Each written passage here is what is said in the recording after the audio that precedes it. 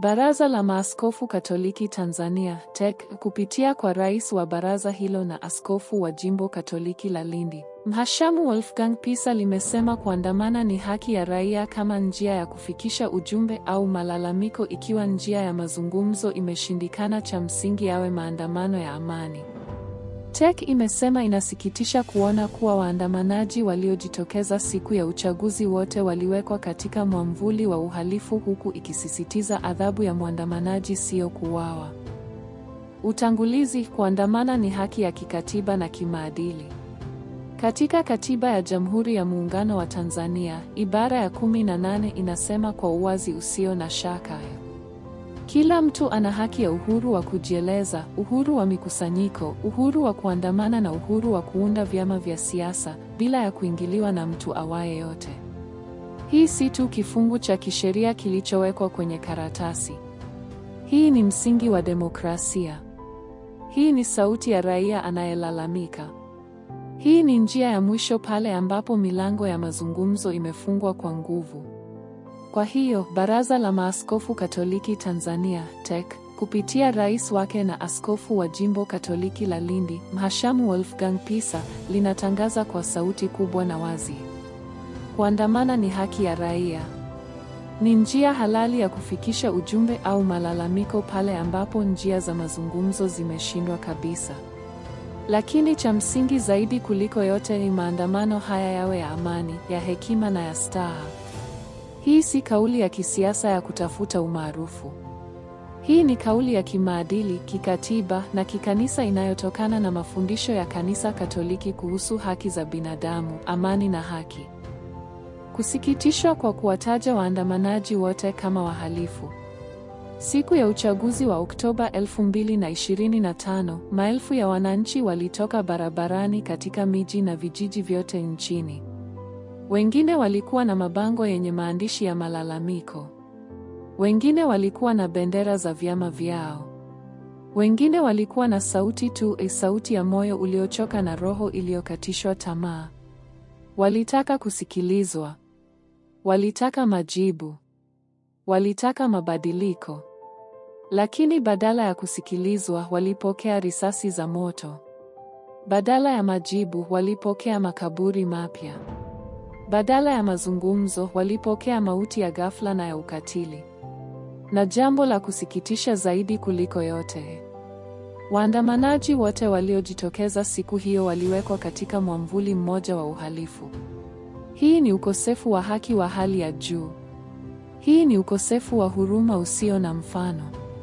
Hii ni uvunjaji wa binadamu wenyewe. Kwa hiyo, TEC inasisitiza kwa nguvu zote: adhabu ya mwandamanaji si kuuawa. Hata kama amekosa, hata kama ameharibu dirisha moja, hata kama amechoma tairi moja, adhabu yake si kifo. Kifo ni cha Mungu pekee. Si cha askari. Si cha polisi. Si cha wasiojulikana. Sababu za maandamano: ukiukwaji wa haki ya maisha. Katika tafakari yetu ya kina ya moyo na ya akili, tumeona kuwa maandamano haya hayakutoka angani. Hayakuwa ya ghafla. Hayakuwa ya upuuzi au ya ujinga. Yalikuwa ni matokeo ya miaka mingi ya uchungu, ya mateso na ya ukosefu wa haki. Tumeona kwa macho yetu mauaji ya wazi na ya umma. Tundu Lissu alipigwa risasi 16 mwaka 2017 mchana kweupe. Daniel John aliuawa mjini Mwanza mwaka 2023 bila sababu. Vijana wa Chadema waliuawa Zanzibar mwaka 2020 mbele ya kamera. Utekaji nyara wa kimfumo. Abdallah Zungu alitekwa nyara mwaka 2024, bado hajulikani aliko. Tito Magoti alitekwa, kupigwa na kuachiliwa baada ya siku 11 za mateso. Wengine wengi wamepotea kabisa. Kupigwa, kuteswa na kunyanyaswa. Wanaharakati wa ACT Wazalendo wamepigwa mbele ya kamera. Wanafunzi wa vyuo wamevutwa kutoka mabweni usiku na kupigwa. Wanahabari wamepigwa na kupigwa risasi za mpira. Na swali letu la msingi ni: je, kulikuwa na uchunguzi wa kweli? Je, wahusika walipelekwa mahakamani? Je, familia zilipata haki au faraja yoyote? Jibu ni hapana kabisa. Jibu ni ukimya wa serikali. Jibu ni kukosa nia thabiti ya kukomesha maovu hayo. Na hii ni kinyume kabisa cha ibara ya 14 ya katiba yetu. Kila mtu anayo haki ya kuishi na kupata kutoka katika jamii hifadhi ya maisha yake kwa mujibu wa sheria. Lakini badala ya ulinzi, raia wamepata mauti. Badala ya hifadhi, wamepata hofu ya kila siku. Na hii haki imekiukwa na vyombo vya ulinzi, polisi, majeshi, wasiojulikana, wale wanaofanya mauaji usiku, wanaotekwa nyara watu, wanaopiga risasi na kisha kutoweka kama roho. Na jambo la kushangaza zaidi, wasiojulikana wanaonekana kuwa na nguvu kuliko vyombo vya dola. Polisi hawawachukui. Mahakama hawawafunguli. Serikali inawaficha au inawalinda. Hii si tu ukiukwaji wa katiba. Hii ni uvunjaji wa imani ya umma. Hii ni uvunjaji wa utawala wa sheria. Ukosefu wa demokrasia ya kweli. Maandamano haya hayakuwa tu ya kulinda maisha. Yalikuwa ya kulinda demokrasia yenyewe. Kwa miaka mingi, tumekuwa na kilio kimoja tu. Tuna uchaguzi, lakini hatuna demokrasia ya kweli. Tangu mwaka 2016, tumeshuhudia mfululizo wa matukio ya aibu. Kufutwa kwa wagombea bila sababu za kisheria. Kuzuia mikutano ya upinzani kwa nguvu. Kupiga kura kwa hofu, polisi wakiwa kila kona ya kituo. Matokeo yanayotangazwa usiku bila uwazi wala uthibitisho. Tume ya uchaguzi ikionekana kama chombo cha chama tawala. Uchaguzi wa 2025 ulikuwa ukamilifu wa udanganyifu. Wapiga kura walifukuzwa kwenye vituo vya kupigia kura. Sanduku za kura zilipotea au zilibadilishwa. Matokeo yalibadilishwa mbele ya macho yetu. Upinzani ulinyamazishwa kabla ya kuanza. Wapinzani waliwekwa kizuizini bila sababu. Na swali letu ni, je, hii ndiyo demokrasia tunayoitaka? Je, hii ndiyo nchi tunayoiota kwa watoto wetu? Je, hii ndiyo Tanzania ya baba wa taifa? Jibu ni hapana kabisa.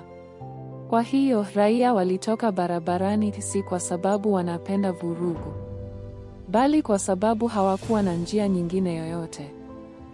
Kukosekana mahali pa kulalamikia. Raia wetu wamechoka.